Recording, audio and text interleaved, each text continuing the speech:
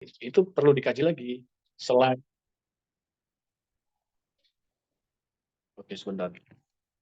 Nah, kalau kemudian ada komentar-komentar yang negatif, artinya kan mereka tidak setuju dengan adanya keberadaan perusahaan di tengah-tengah mereka. Terus bagaimana kemudian yang disimbolkan warna kuning atau netral, atau dalam beberapa teman-teman konsultan itu membahasakannya netral dan positif dan netral dan negatif.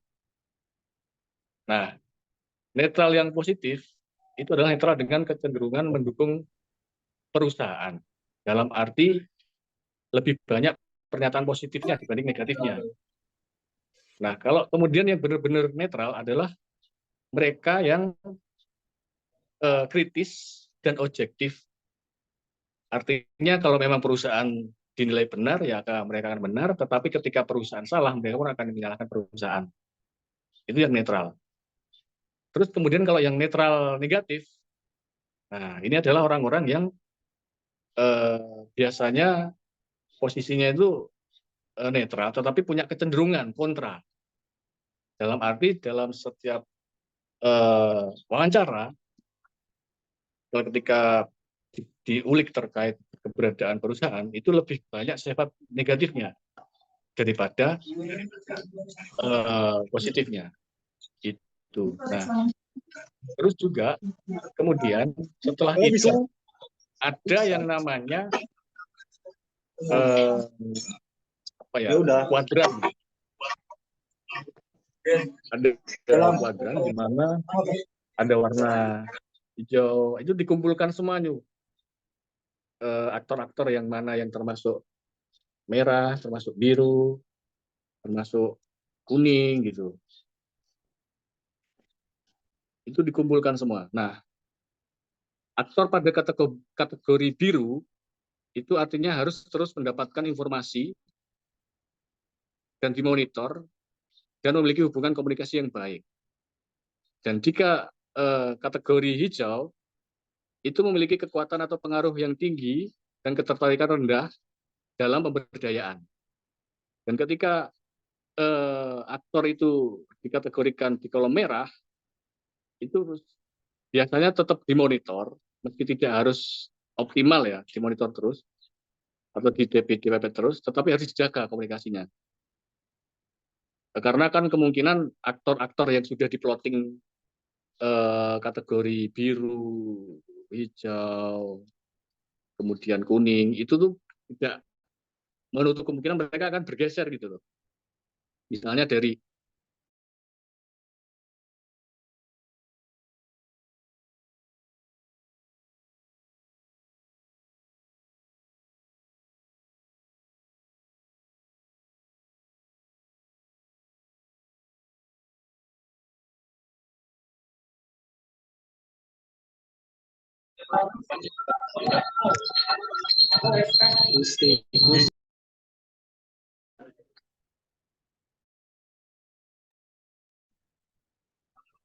terputus ya.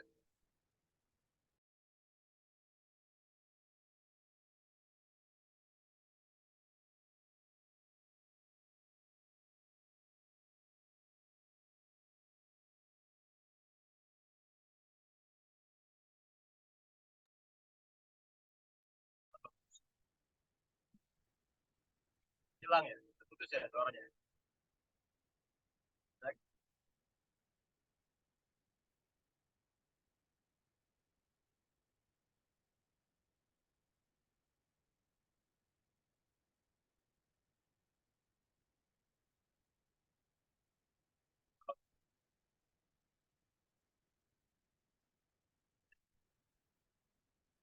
Halo, saya. Ini, halo, suara saya masuk nggak? Moderator, halo. Masuk, Pak, masuk. Ya, ini kan pematerinya terpental dua. Tadi mau masuk, nanti nggak bisa karena maksimal 100. Ya. Nah, minta tolong satu yang mungkin yang join dengan teman-temannya, barangkali lagi bersama bisa join aja dalam karena maksimal sudah 100. Gimana? Supaya pemateri bisa masuk lagi.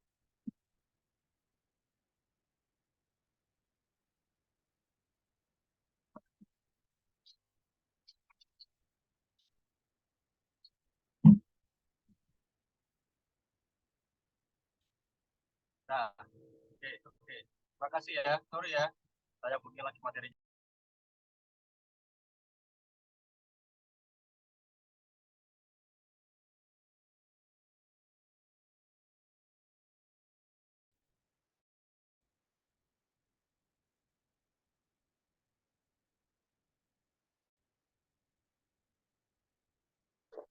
Teman-teman ya, maaf ya, tiba-tiba terlempar.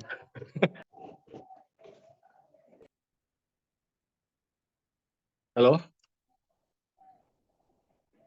Halo?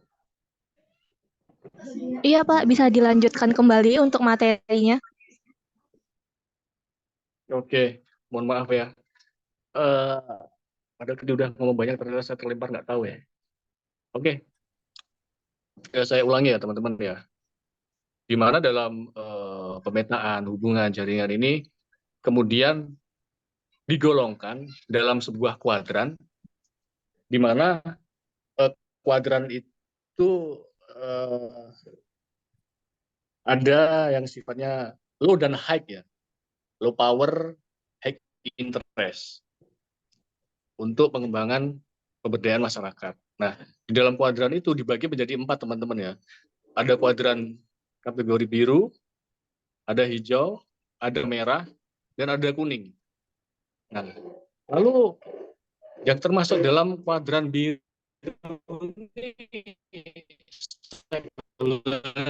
itu adalah orang-orang atau stakeholder yang harus terus mendapatkan informasi, termonitor, dan memiliki hubungan komunikasi yang baik. Karena sebagian besar program pemberdayaan masyarakat akan digerakkan atau melibatkan para aktor-aktor yang dalam kuadran biru ini, misalnya kelompok perikanan misalnya. Kenapa kok kemudian kelompok perikanan ini masuk dalam kuadran biru? Ya karena secara aktor ketuanya ini aktif, terus juga orang-orangnya aktif, dan dia adalah penerima manfaat atau mitra binaan. Nah, jadi harus terus termonitor dan terus mendapatkan informasi. Nah, selalu kemudian yang termasuk dalam kuadran kategori hijau itu siapa? Nah, ini adalah orang-orang yang memiliki kekuatan atau pengaruh tinggi dan tapi memiliki ketertarikan rendah terhadap pemberdayaan masyarakat. Nah, meskipun demikian, tetapi harus tetap dijalin ya hubungan yang baik sehingga dapat kemudian diyakinkan orang ini atau lembaga ini, karena suatu saat bisa jadi dia akan bergeser gitu. Misalnya ketua PKK. Kenapa kok ketua PKK ini masuk dalam kuadran hijau? Karena memang secara struktural si A atau si B ini dia menjabat sebagai ketua. Tetapi dari sisi tingkat keaktifannya, ketuanya justru kurang. Nah, meskipun dia kurang, tapi posisi dia sebagai ketua harus tetap dijaga komunikasinya. Karena ketika kita memberikan dorongan-dorongan yang positif untuk bergerak maju mengembangkan PKK, siapa tahu kemudian itu bisa merubah perilakunya yang tadinya tidak aktif atau kurang aktif menjadi lebih aktif. Terus kemudian aktor atau stakeholder yang masuk dalam kuadran kategori merah ini biasanya adalah yang memiliki low interest dan juga low power terhadap pengembangan masyarakat. Nah, meskipun demikian, sebaiknya tetap dimonitor, tetapi tidak intensif, gitu. Tetapi meskipun demikian, secara komunikasi hubungan harus tetap dijaga teman-teman, karena bagaimanapun juga mereka punya peran sosial yang tinggi juga.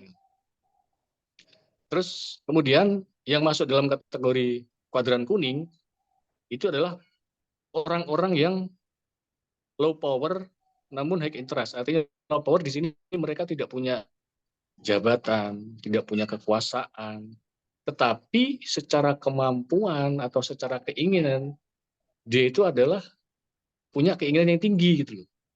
Misalnya orang ini tuh mungkin nggak punya kedudukan di masyarakat, tetapi untuk pengembangan masyarakat orang ini adalah orang-orang yang sudah mencontohkan. Jadi dia sudah mengawali gitu loh. Tetapi karena dia itu nggak punya kekuatan, sehingga untuk sampai mampu menggerakkan masyarakat untuk mengikuti dia misalnya, itu tidak bisa. Kenapa? Dia nggak punya kapasitas pengaruh, jabatan, kedudukan di lingkup masyarakat.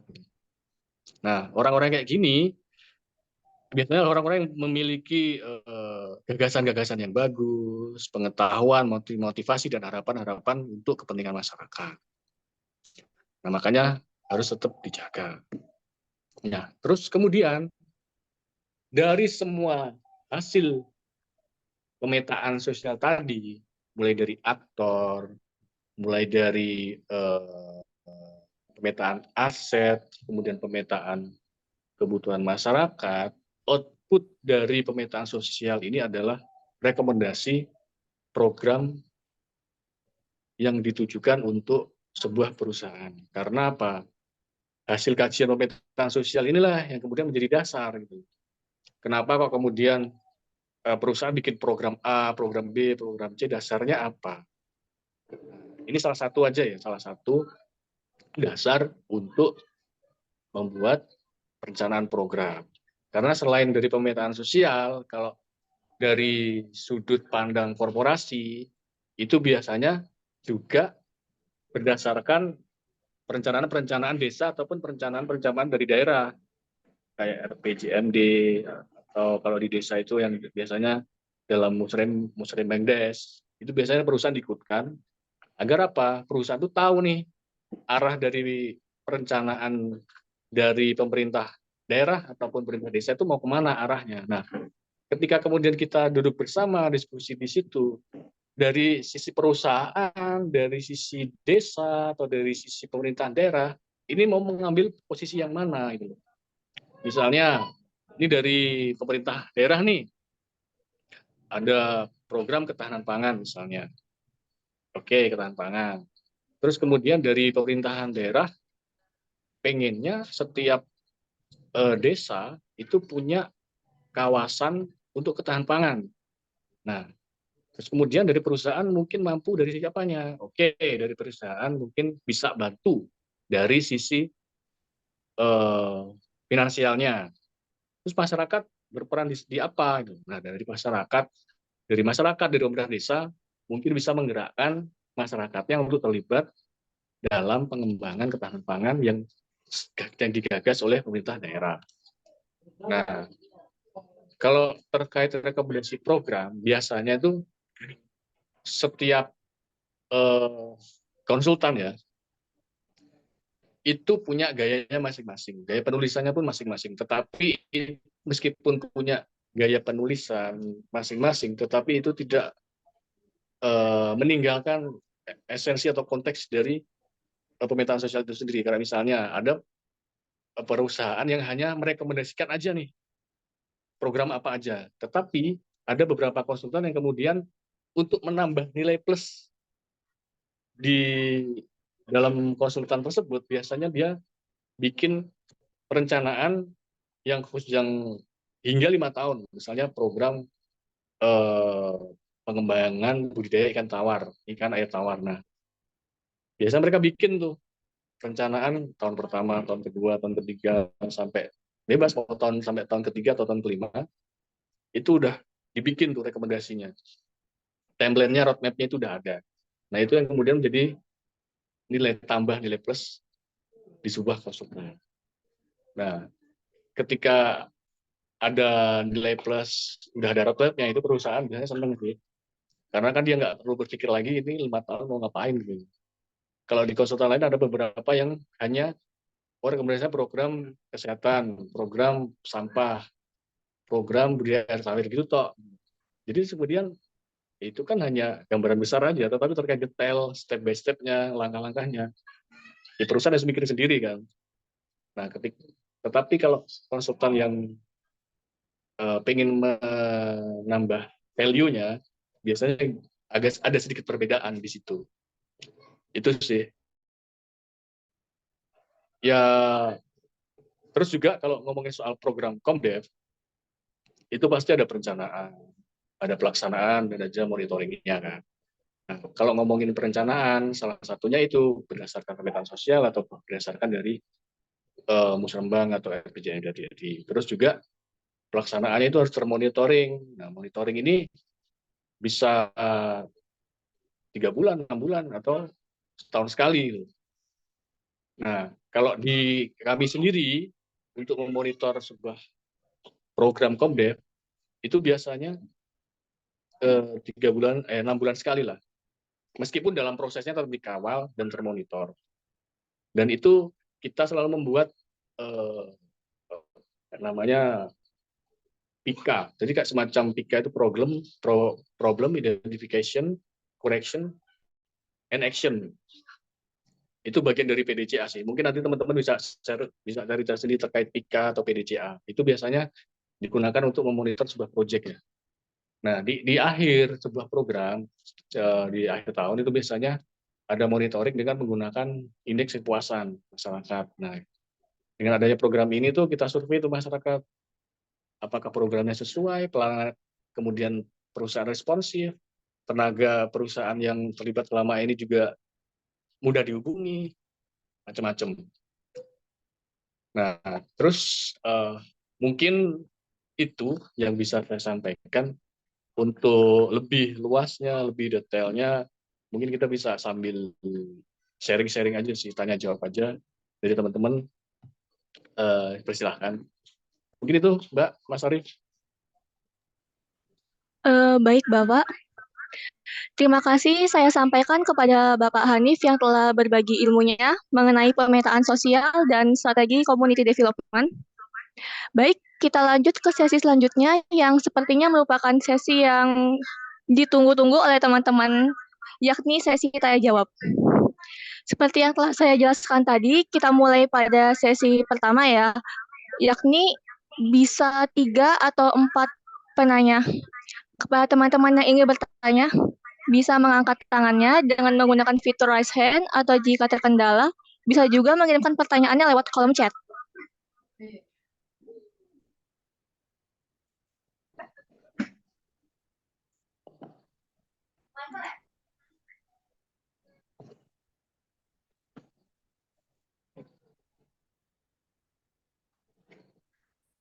Baik, Bapak, ini ada satu penanya atas nama Ramadana Rizky dengan pertanyaan, selamat sore Bapak, saya Ramadana dari Offering B, izin bertanya.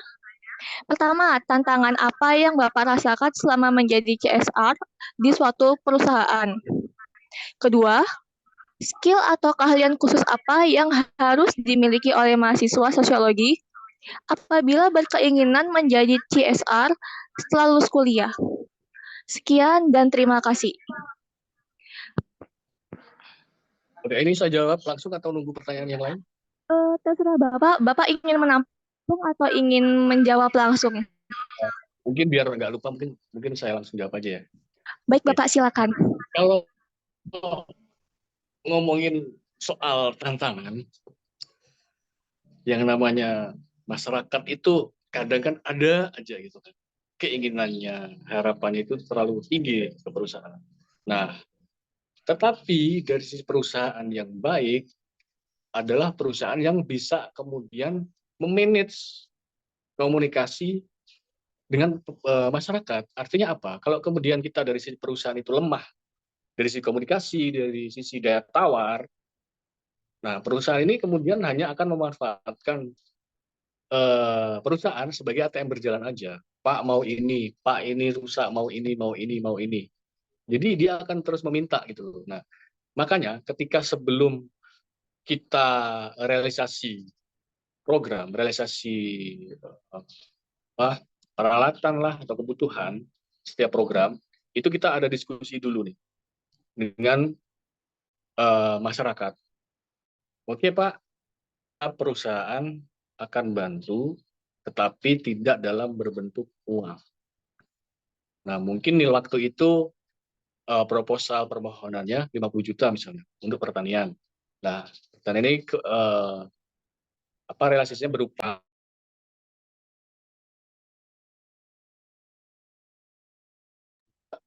alat misalnya.